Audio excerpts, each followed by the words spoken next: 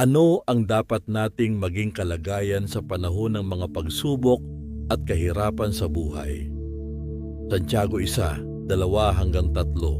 Mga kapatid, magalak kayo kapag kayo'y dumaranas ng iba't ibang uri ng pagsubok. Dapat ninyong malaman na nagiging matatag ang inyong pananampalataya.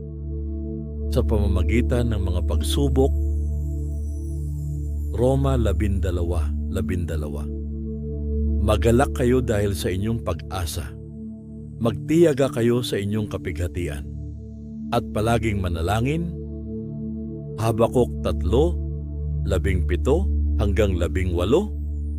Bagamat di namumunga ang puno ng igos at hindi rin namumunga ang mga ubas, kahit na maantala ang pamumunga ng olibo at walang anihin sa mga bukirin, kahit na mamatay lahat ang mga tupa at mawala ang mga baka sa kulungan. Magagalak pa rin ako at magsasaya dahil si Yahweh ang Diyos na magliligtas sa akin. Sinabi ni Jesus sa Juan 14:27, "Kapayapaan ang iniiwan ko sa inyo, ang aking kapayapaan ang ibinibigay ko sa inyo.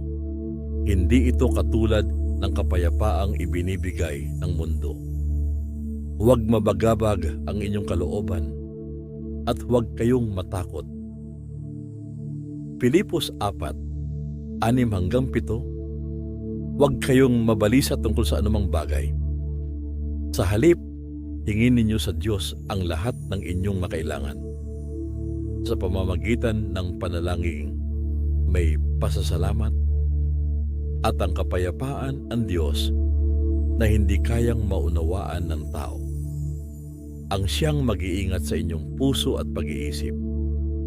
Dahil sa inyong pakikipag-isa kay Kristo Jesus, sa panahon ng mga pagsubok bilang mga anak ng Diyos, tayo ay inaasahang magalak, manalangin, huwag mabagabag, huwag mabalisa, huwag matakot, at laging magpasalamat dahil bigay ng Panginoong Hesus sa atin ang kanyang kapayapaan.